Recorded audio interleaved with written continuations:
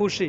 যেসব জায়গা দিয়া জীবনের রোড হয় না, রাস্তা দেখে না, মানুষ চলাফেরা করতে পারে না, ওইসব জায়গা দিয়া হাসান আব্দুল্লাহ এমপি হওয়ার পর থেকে পুরা বিদেশি স্টাইলে রোড গার্ড করতেছে। যেগুলো কিনা সাধারণত 3 থেকে 4 ইঞ্চি পর্যন্ত মোটা, চিন্তা করতে পারেন।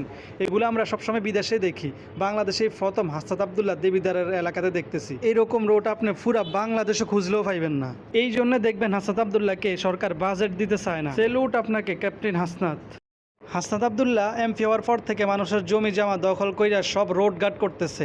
এতে মানুষ কিন্তু অখুশি না, মানুষের বেজারও না, মানুষ আরও খুশি। যেসব জায়গা দিয়া জীবনের রোড হয় না, রাস্তা দেখে না, মানুষ চলাফেরা করতে পারে না, ওইসব জায়গা দিয়া হাসনাত আব্দুল্লাহ এমপি হওয়ার পর থেকে পুরা বিদেশি স্টাইলে রোড গার্ড করতেছে। যেগুলো কিনা সাধারণত 3 থেকে 4 ইঞ্চি পর্যন্ত মোটা, চিন্তা করতে পারেন। এগুলো আমরা সবসময় বিদেশে কোনো বডিগার্ড মানে একদম মাটির মতন একজন এমপি, কেউ দেখলে বুঝবেও না যে সে এমপি, মনে হবে যে সাধারণ মানুষ, সবার সাথে মিশতেছে। এই জন্যে তো তাকে বাংলাদেশের ক্যাপ্টেন বলা হয়, আগামীর ক্যাপ্টেন ইনশাআল্লাহ। আসলে দেবিদারবাসী একটা ভাগ্যবান এই হাসান আব্দুল্লাহকে পেয়ে।